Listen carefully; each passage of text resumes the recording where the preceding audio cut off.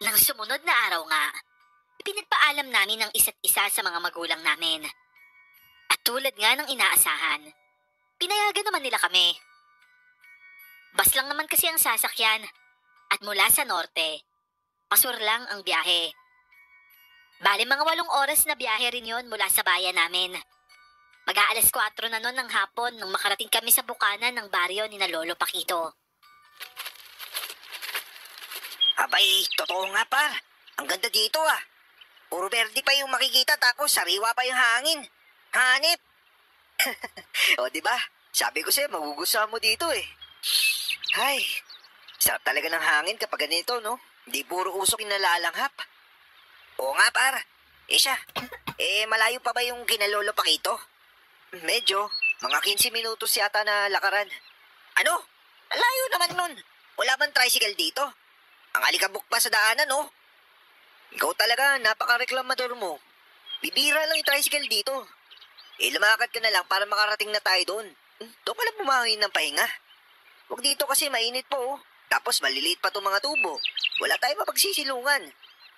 Teka. Parang tunog ng motor yan, para. Uy, oo nga, no? Teka, ayun, no? Para, timing. Tricycle yun, no? Kaso may sakay na 2 babae. May mga karga din sa likod, oh. Nako, mukhang hindi rin tayo makakasabay dyan. Di doon tayo sa bubong. Loko, mainit kaya. Mamaya magmukha pa tayo inihaw niyan. Abay, ayaw mo nun? Magmumukha kang masarap. Aba, ako, oo. Pero ikaw, duda ako, par. Abay, buwisit na to. Alam mo, ikaw, wala na sa lugar yung panlalait mo sa akin, ha? You're hurting my feelings, you know? Pa-English ka pa dyan, ha? Tsaka nung wala sa lugar. Nasa lugar kaya ako. Nasa gilid pa nga ng daan, eh. Anthony? Manong saglit nga lang po. Baka kailangan nila ng masasakyan, eh. Melody? Aba, tignan mo nga naman yung pagkakataon, no? Abay, kararating lang namin pero nagkita tayo kaagad. Oo nga, eh. O siya, sasakay ba kayo? Pwede pa naman siguro kayo dito. Yung isa dun sa likod ng driver, tapos yung isa naman dito na lang sa side wheel. O sige, ako na dito sa side wheel.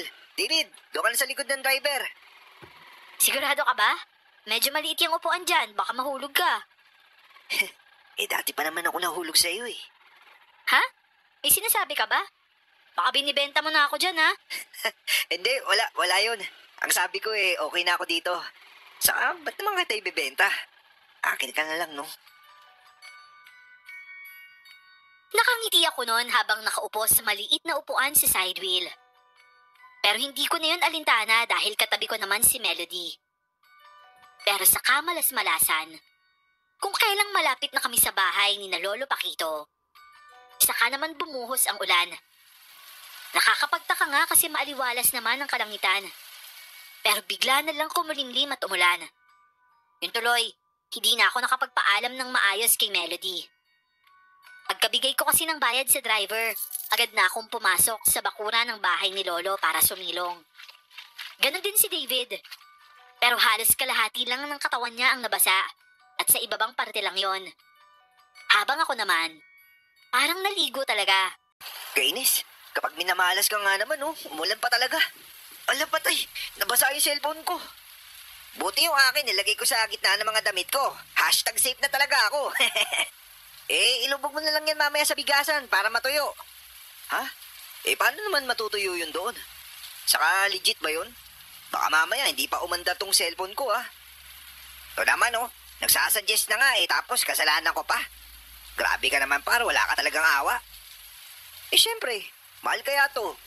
Ayoko namang magpabili ulit kay mama, no? Anthony Apo, ikaw na ba yan? Lolo Paquito, aray! Bakit naman po may pagbatok, Lo? Imbis na yakapin mo ko, babatukan mo pa talaga ako? Sinabi na kasing Lolo Kit ang tawag mo sa akin at hindi Paquito. Napaghahalata ang matanda na ako sa pangalan na yun, eh. Bakit naman? Matanda ka naman po. Aray ko naman, Lo! Masakit naman po. Ano ba naman yan? Kararating ko pa nga lang, kutos agad yung inabot ko sa inyo. Sumasagot ka pa, eh. O siya, sino ba tong tisoy na kasama mo? Tisoy ho? Yung bansot na yan? Seryoso kayo? Isa pa, Anthony, ha? Yung bibig mo. Matuto ka ipreno at baka masampal ko yan. Sorry na holo. Si David po yan. Siya po yung best friend ko. Magandang hapon po, Lolo Kit. Kawaan ka ng Diyos, Apo. O tignan mo tong kaibigan mo. Nagmano pa sa akin. Best friend mo ba talaga tong apo ko, ha, David? Ang layo ng ugali niyo sa isa't isa eh. Lolo naman, para namang sinabi niyong bad influence akong klase ng kaibigan.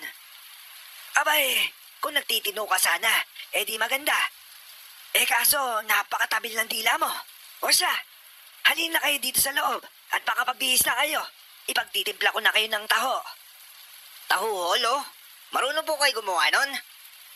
Abay, syempre naman. Isang sangkap lang naman yung kailangan sa paggawa nun.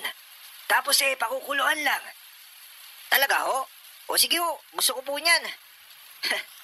Sure ka ba talaga ha? Baka pagsisihan mo yan ha? Ayaw pa naman ni Lolo na hindi umiinom ng ginagawa niya. Lo, gatas mo sa akin. Abay, syempre naman iinumin ko yun. Kawayan ni Lolo Kit eh. Siguraduhin mo lang ha. Baka magsisi ka mamaya kapag natikman mo yung taho niya. O siya, magbihis na nga muna tayo. Nilalamig na ako eh. Walang yan naman kasi bakit ngayon pa umulan. Oo nga, wrong timing yata yung bakasyon natin par.